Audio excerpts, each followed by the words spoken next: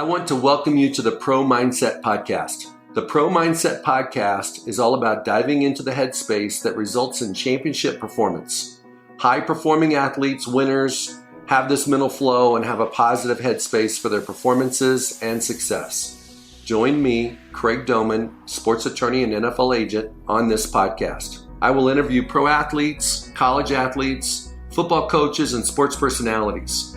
Together, we can discover how you can get in the flow and have your own pro mindset.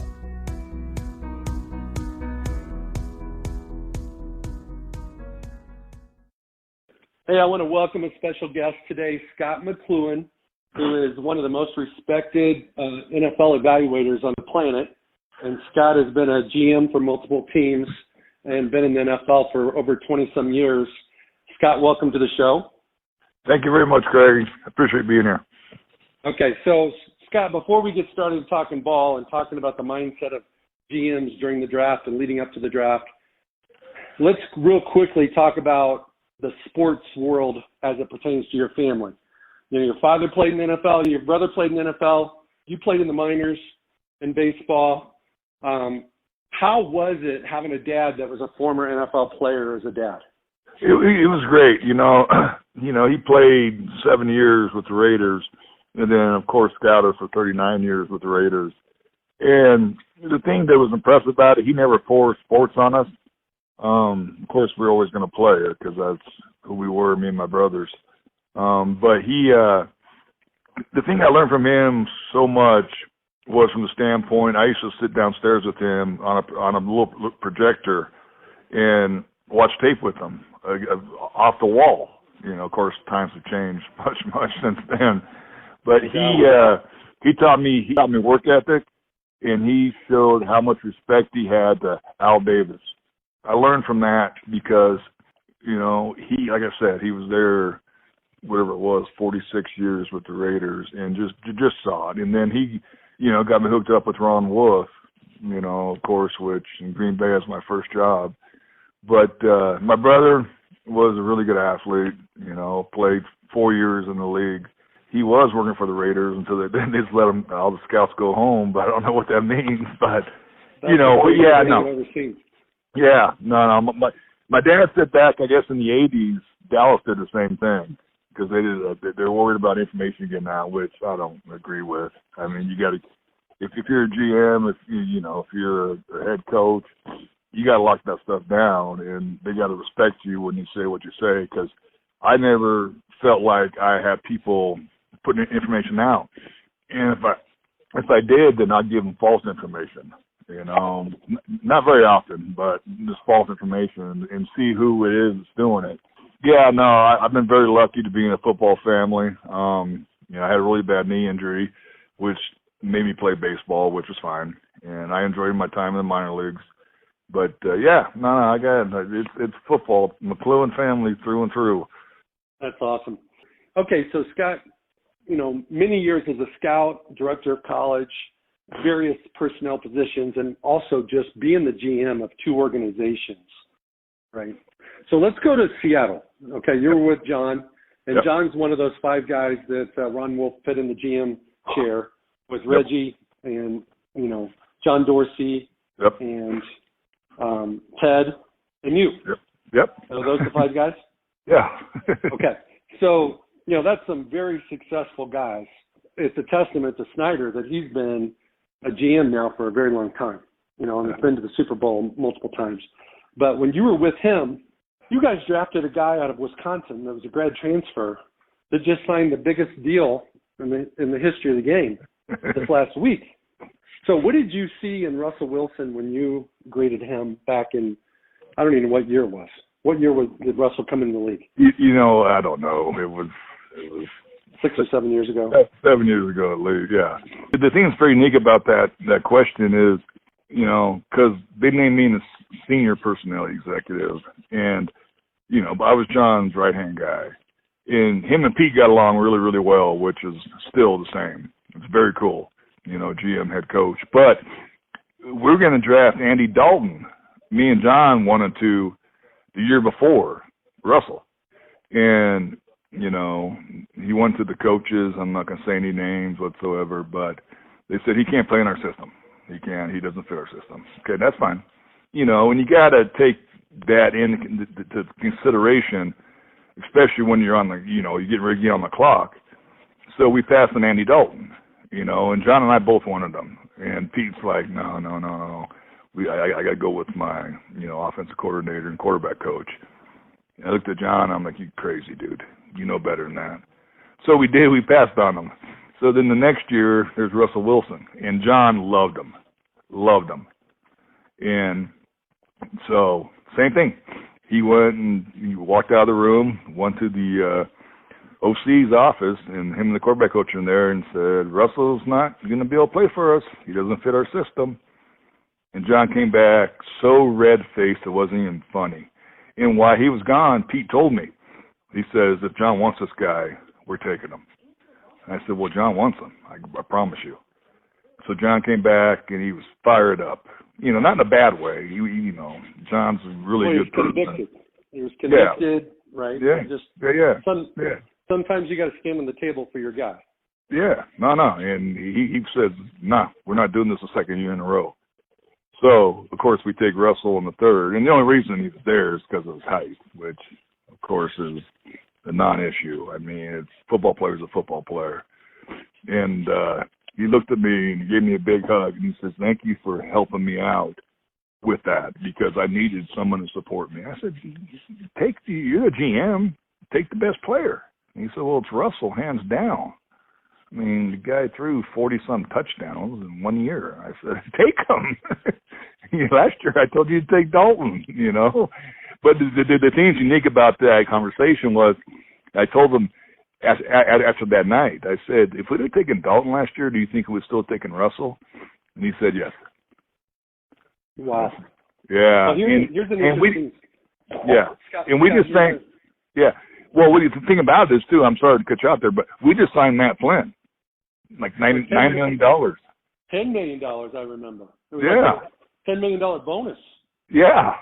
and you guys knew him because he was with Green Bay. Well, yeah, no doubt. Well, here's the thing that I can connect with Russell Wilson is Brett Bielema, his head coach at Wisconsin, apparently sent him his playbook about 2 weeks ahead of fall camp. He shows up to fall camp in Madison, and he knows the entire playbook so well that he took over the team from the first day. And No, I'm just going to say that guy is professional as they come, and he didn't turn a light on when he went to the NFL. That's just who he was. Yeah, well, and the thing that's unique about it too, and everybody out there knows Wisconsin's blue collar, you know, Midwest, you know, toughest crud, just, you know, going to do their jobs. He got named the captain within a month. Yeah, that's unheard of. For a grad transfer to come in and do that. Well, especially at Wisconsin. I mean, because they had a lot of good players. You know, and they got guys that have been there 4 years, 5 years. Yeah, no, he got named the captain. And, I was on board bigger than life. The same thing with Baker Mayfield. I was on board. Okay, let's go to Baker Mayfield. You know, he goes number one last year with Cleveland. And hindsight, 2020 shows us that was absolutely the smartest move. Okay? But while that was going down, what were some of the doubts and what were some of the hesitations in taking a guy that was of his stature with the number one pick? It was, first of all, like you said, stature, his height, which, again, a football player is a football player. And second of all, just he's not arrogant, but he's very confident, if that makes sense. Yep. You know, he's all about it. And the team's unique is a good thing. Okay, so he has his pro day at Oklahoma, you know, and all the players are in there getting ready to work out, you know, run their 40s and shuttle and all that good stuff.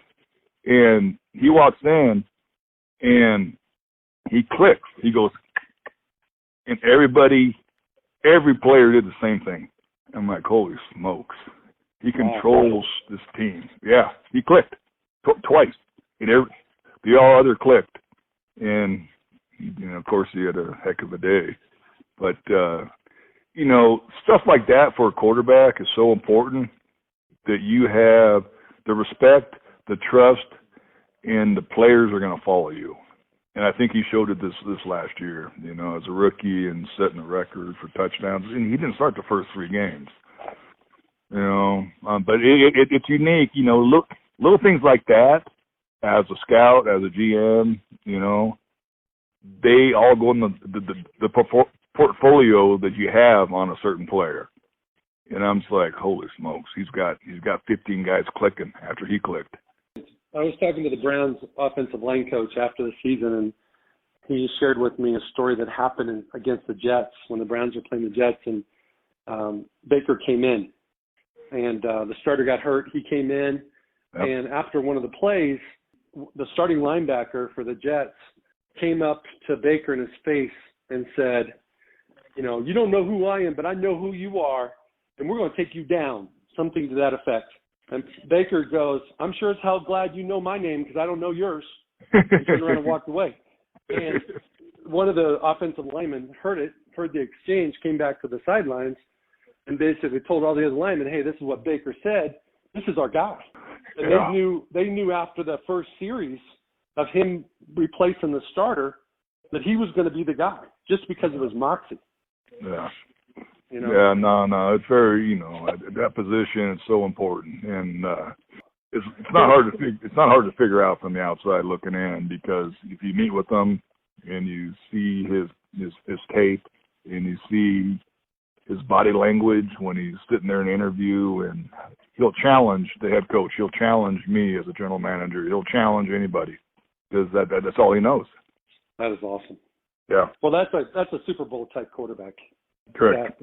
That makeup. Correct. So let's talk about quarterbacks for a minute. What do you look for in quarterbacks? Every year, so many GMs' careers are flying in the wind until they get a quarterback.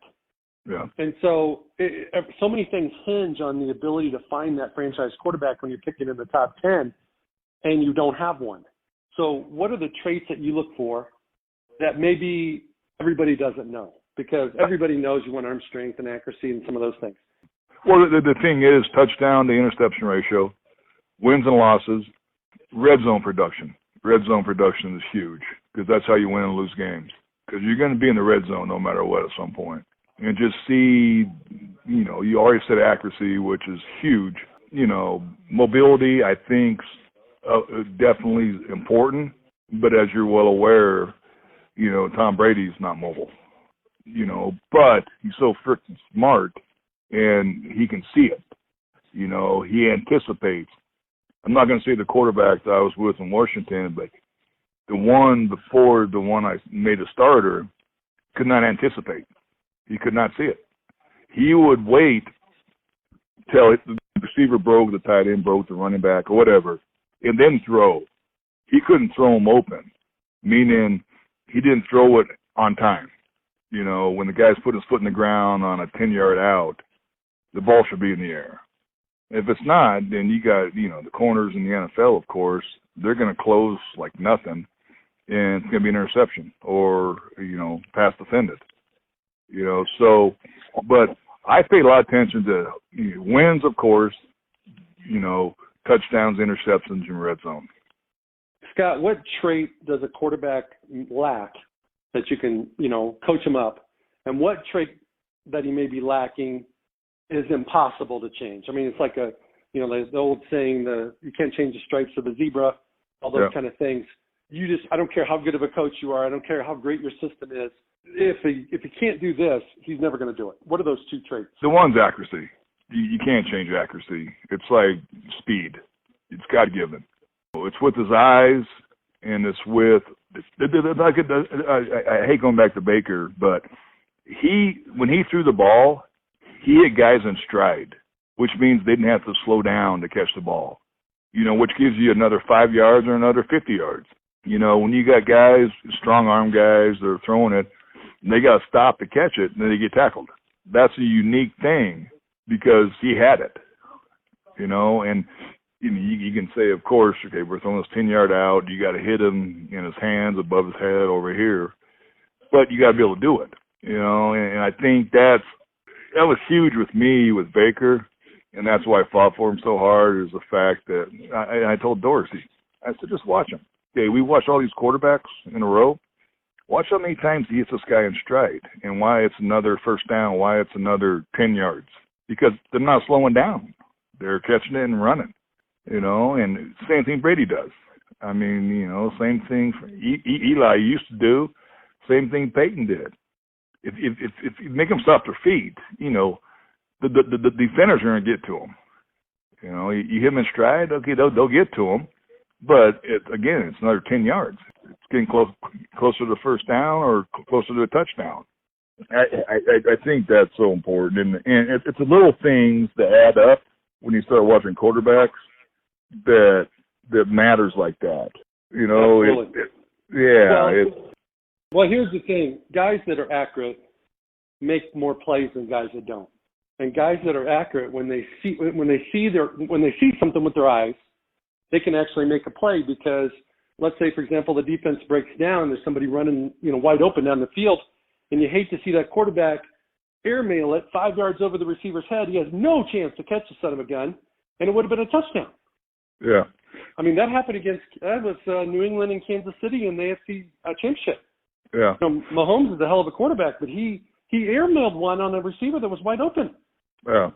And they end up getting 3 or something like that at the end of the half. But if he hits that kid, it's 6. Yeah.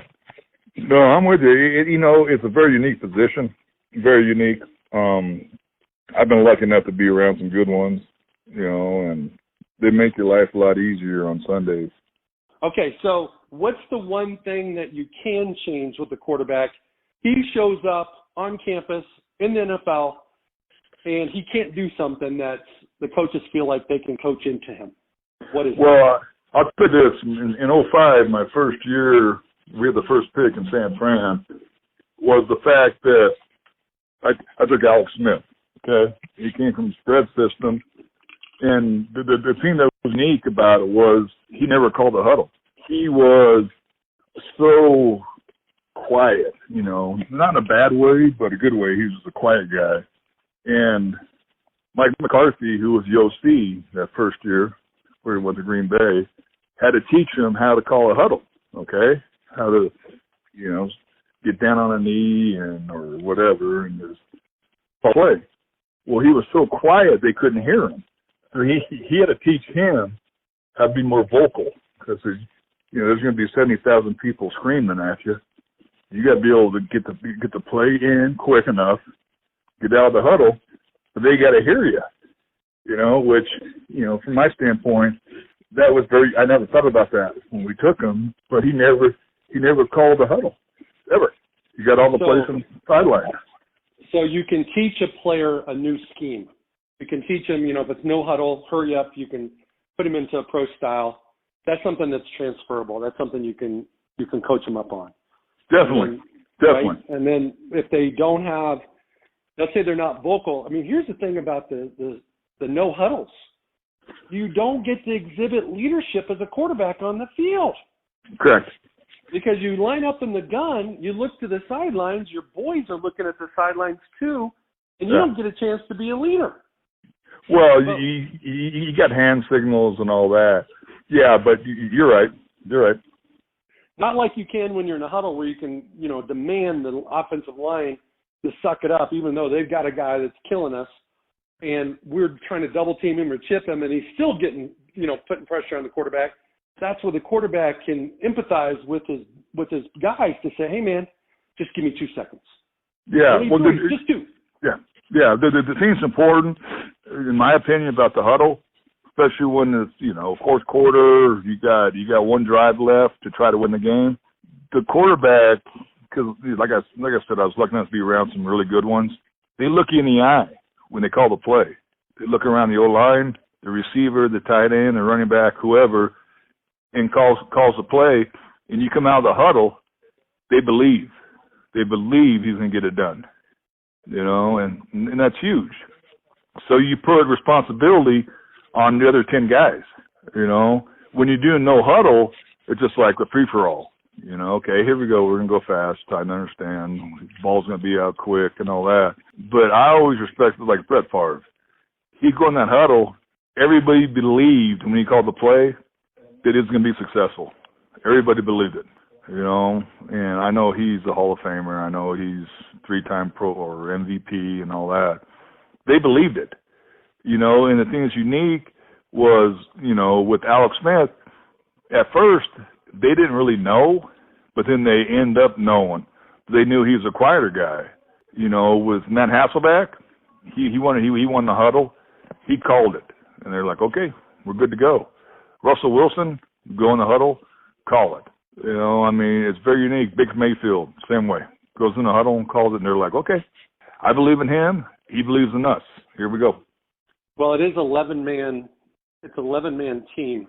Yep. And, you know, quarterback can't do it by himself. And so when you do have a huddle and the quarterback gets an opportunity to be the leader and inspire his, you know, teammates, then 11 guys can accomplish a lot more in a play than if they're just out there looking to the sidelines, getting some signals, and then just going, hey, they're in their own thoughts. Yeah. You know, the slot receiver's out there looking in, making sure he doesn't jump off sides, but he's in his own thoughts, where if they huddle up for 10, 15 seconds, there's a unity that goes with huddling. Oh, no doubt about it. I'm telling you, it's like say you had a child that was not acting right, you know, or not doing exactly what you wanted them to do, and you knew you wanted to help it. You're going to talk to them face to face. You know, it's the same thing with the huddle. It's a family. You know, they sit down. Yeah, no, it's bigger than life. And if you got their trust, which the guys, like I said, been lucky enough to be around, then you got the opportunity to make a play, because they're going to do everything they can in their power to make sure it's successful. Well, the other thing I would venture to say, taking an example of the family unit that you mentioned, is sometimes you could be in a public place and one of your kids is misbehaving, and you meet eyes, and they know what you're thinking.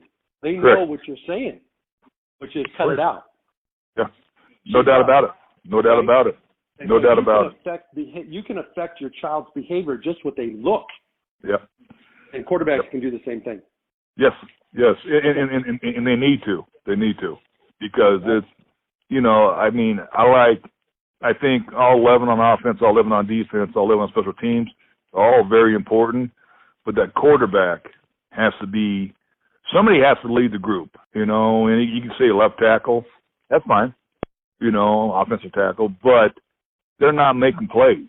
I mean, they're blocking, don't get me wrong, to make a play, but the quarterback, the running back, receivers are making the plays. Well, let's just put it to you this way. Only one offensive lineman gets to touch the ball. And so when you don't get to touch the ball, it's hard to make plays, because we got to move the ball down the field. So the quarterback gets to touch it every time. Yeah, we got to figure the center and the quarterback touch it every freaking snap. They touch it every snap.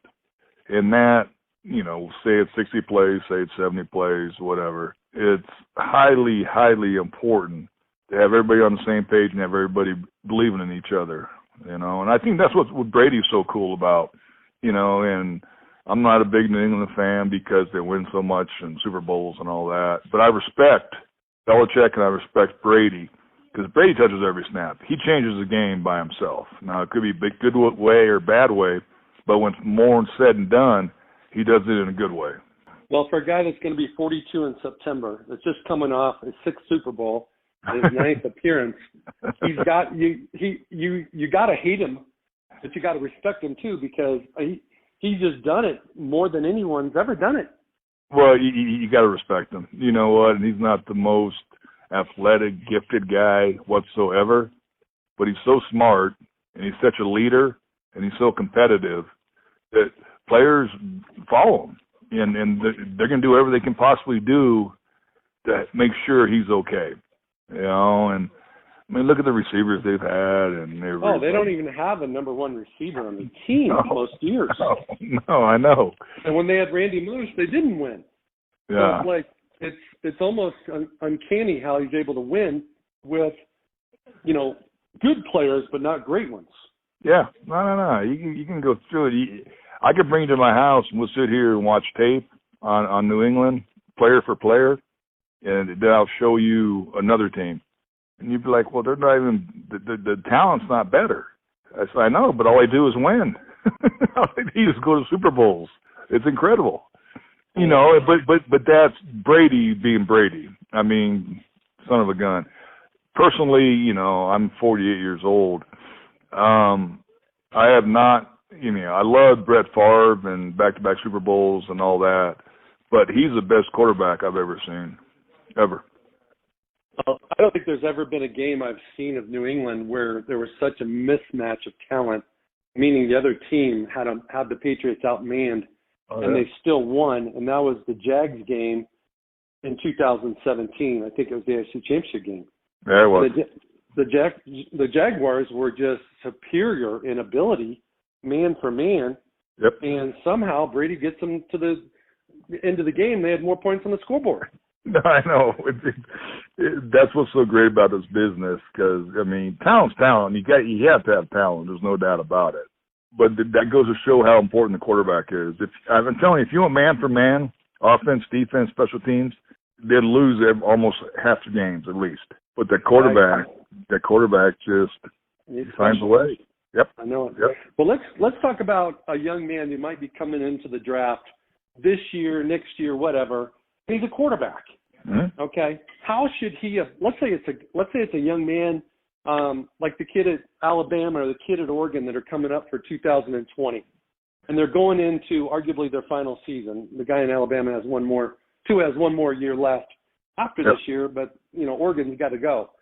So for guys like that, knowing what you just said, which is 95% of their grade is really what they do during the season, and you know their intangibles, off the field behavior, and things like that. And that's even before the combine, and they even do one interview. You know, they throw one pass, they do a pro day, and they throw 50, 60 balls. 95% of it is perhaps, you know, done. How does a guy like that attack his final season so that he can put great tape out there so that he can maximize his draft position in 2020? Well, again, it's just production, wins and losses. It's, you know, and there's been quarterbacks that have been on 500 teams, you know, that 500% of teams that, you know, they go 6-6 or they go 7-7, whatever, you know, nowadays. But it's, you know, it's mechanics, but the two guys you talked about have already proven that they can win. You know, now they're totally different quarterbacks, but it's, you know, when it comes down just with the quarterbacks, it's the interview process. It's put them on a board. The coaches put them on a board and say, okay, diagram your best play and explain why. And okay, so let's change this. Okay, I want you to draw this play and see their intelligence, because with the spread system, there's not a route tree. You know, it's run to a spot, stop, and then throw the ball to them. You know, and it's not the quarterback's fault, it's not the receiver's fault, but that's what's so hard to figure out nowadays is, can he run a route tree? Can he run, you know, a go? Can he run a slant, post corner? Can he do a comeback? Because you don't see it, you know, but it's nobody's fault. You just got to figure it out. That's what makes it so tough, you know, especially with the offensive linemen. They're not asked to be in-line dry blockers. They're asked to be finessed and just put your hands on them because the ball's going to be out in 3 to 5 seconds. You know, again, it's not their fault, but you have to figure out, you know, who has the strength, who has the power, you know, because in the NFL, you got to dry block, you know, especially you're playing late in the season, you're playing a bad climate, you know, you got to be able to run the ball and you got to get movement up front. But you watch college football, there's no movement up front, you know. I mean, the thing about it, I mean, you could name on one hand the prominent teams that run pro style, like Michigan State, Alabama. Correct. There's not very many. Correct. I can't even name any others. I'm sure there's a bunch more, but I don't even know who they are.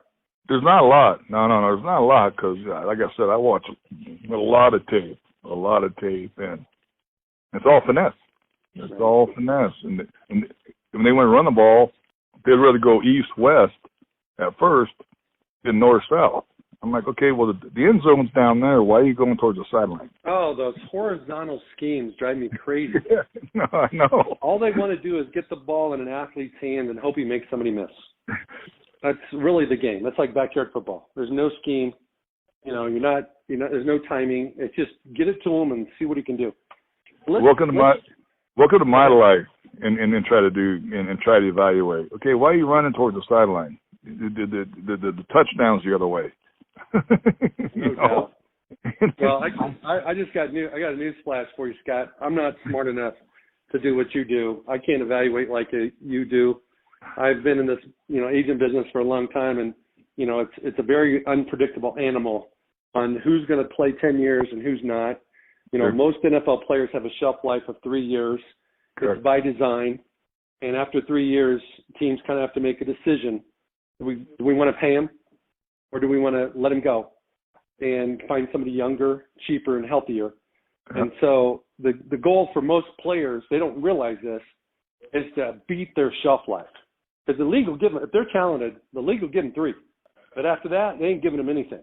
And they may not even be giving them 3, but that just seems to be, when teams start looking, they scrutinize their players differently going into RFA world if they're undrafted and unrestricted world if they were drafted.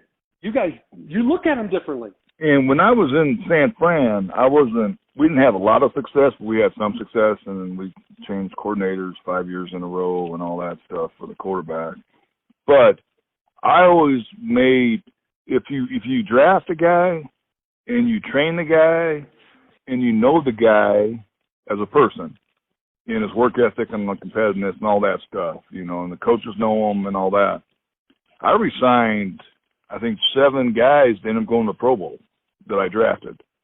And I did it early, and everybody's like, why would you do it so early? I said, well, because we identified. They're our own, again, like family. And are we overpaying them? Yeah, maybe a little bit, and that's fine. But they're ours, like Patrick Willis, Joe Staley. I signed, Justin Smith, and everybody's like, you're crazy. You gave him way too much money. Okay, well, he changed the entire environment in that building. Yeah, Justin Smith was a culture changer. Bigger than life. He did the same thing in Cincy before he came over there. I mean, He was the glue to that organization on defense. Yeah, everybody's like, why'd you pay him so much? You only got so many sacks. I don't care about sacks. I mean, they're nice, don't get me wrong. I need people in this building that are football people.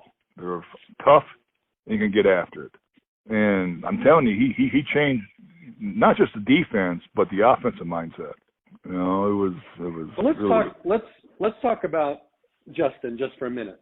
Yep. When you have guys like that and you overpay them, the thing you got to remember is you're only overpaying them for a short period of time. Correct. Because the money keeps going up every year. Correct. So even when you paid Willis and some of those guys big money, they were passed up at some point in time in the near future. But let's go back to Justin and the impact that he made and the type of person he was when he played. Describe like his makeup, his mental makeup, and then how do you try to find more guys like him? His mental makeup, I mean, I could say words I can't say on the radio or the podcast, but he was tough. He would tell all the defensive players, you're going to be in here at 6 o'clock in the morning to lift with me. Most of the time, especially nowadays with the prima donnas and all that stuff, they're like, yeah, whatever. I'll be in there at 8 and do what I need to do. Every defensive player would show up. So, because I was always there working out, so I could see them all working out. And then, 2 days into it, when he first got there, all the offensive players were showing up. He had that much respect. It was amazing, and they call him Cowboy for a reason. But a great guy, but no one would cross him, and I'm like, we got something going now. We got something going. There'd be coaches that would show up and come and work out because Justin said they need to be there. That's funny. Yeah. So no, he had enormous respect. Yeah, the thing about it was, he was a really good football player. Special, no. but really good. But what he brought to the organization, you know, it was incredible, you know. And I got lucky to be able to sign him. And, you know, of course, like everybody said, you're an idiot and you're overpaying them. But I'm like, no, I'm not. So I'm gonna go down. I'm gonna go down with tough guys. I'm gonna go down with competitive guys. I'm gonna go down with guys that, you know, are leaders and show the young guys, because we were so young, show the young guys how to act. And he did. He did. Hell, they went to the dang Super Bowl. One of the things that I think is underappreciated and undervalued is that aspect of a veteran leader who can be the coach in the locker room that just kind of sets the tone when the coaches are not around. It can kind of reel in guys that they need, the organization needs to be successful. But for the fact that they're so distracted by just the bling of playing in the NFL, they need a coach inside the locker room to reel them in. No doubt about it. It's huge. It's huge. And I think that's why, again, going back to New England, I think that's why Belichick does what he does. He gets the veterans, because they have not drafted well whatsoever. But he brings in veterans in free agency that are that. They're leaders, you know, and he's like, okay, well, he'll take care of it, or say something to him walking out the field. So I need you to look at so-and-so or so-and-so, or get the D-line back going, or, you know, linebackers, and they'll take care of it, you know. So then there's responsibility and there's accountability, you know, and they're like, well, the head coach is telling me this, and he's been so successful, I got to take care of this thing, you know, without the coaches stepping in, you know, embarrassing the player, because player to player is different than coach to player. No question. You know. And I hesitate to say this, but I don't know if Bill Belichick and his style, if he was a brand new first-year NFL head coach this coming season, if his system would work. Well, you saw Cleveland when he was there. The thing about it is they got the best player in football, you know. Quarterback helps. Yeah.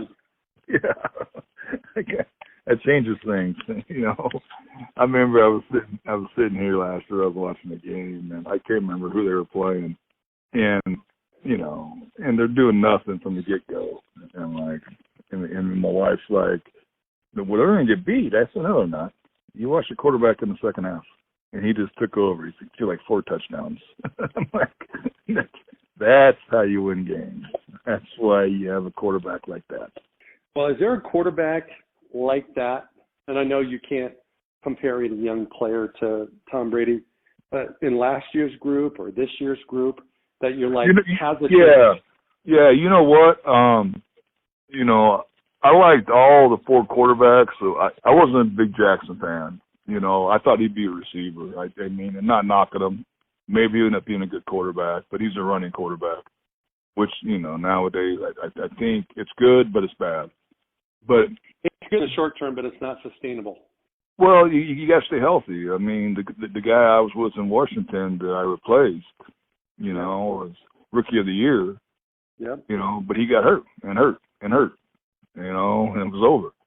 You know, but I really think Baker's going to be a legit guy for a long time, because he's durable, he's got some substance to him, and he just understands how to play the position. And not knocking Rosen, not knocking Darnold, you know, I'm not knocking Allen, you know, but he's got the it factor, in my opinion. And that's hard. You can't teach that. You have it or you don't have it. No, you show up to work with it or not. I mean, that's something you go to sleep with it, you wake up with it. Yep. You know, it's something that that's who you are. Correct. And very few guys have that.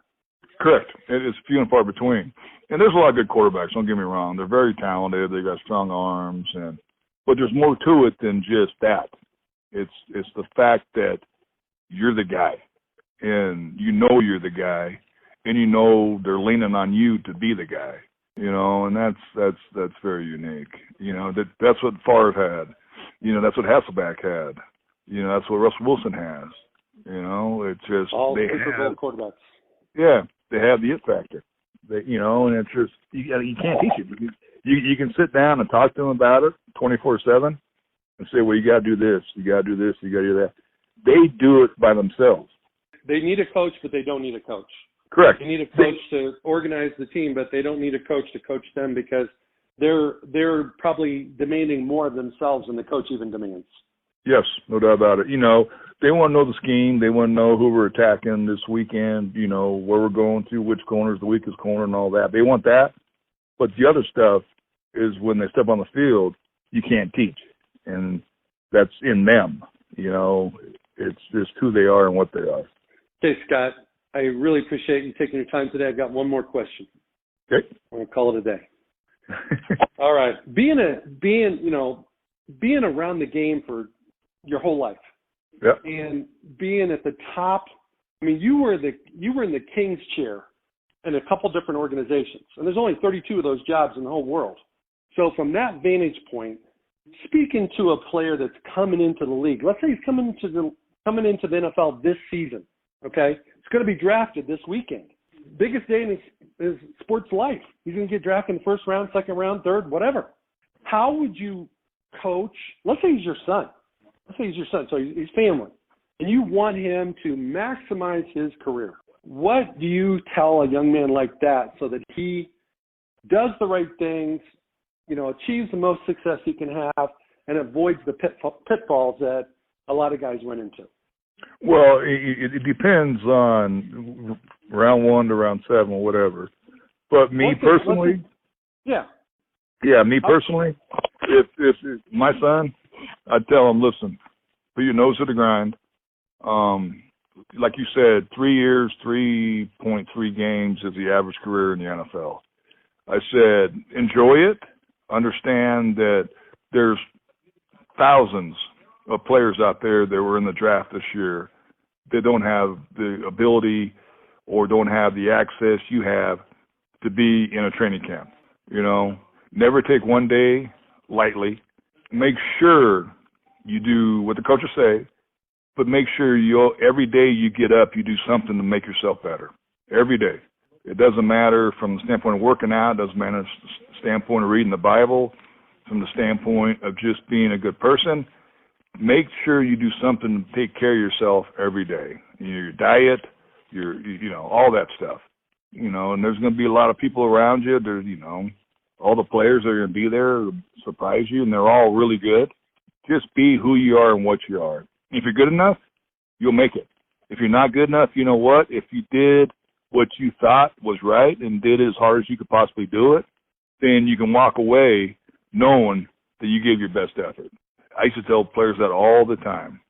You just know every day you did something to make yourself better.